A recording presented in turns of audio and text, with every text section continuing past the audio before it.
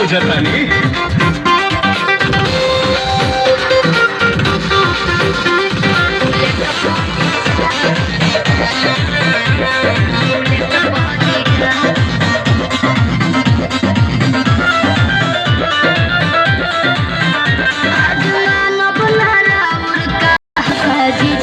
Suit पहन के तैयार बनी ललका जीजा। अच्छा ठीक बा। सुना जौन कहबू खाए के साली उ घर ही लिया दे हम। कहा चॉकलेट तू पाकिट खिया दे हम।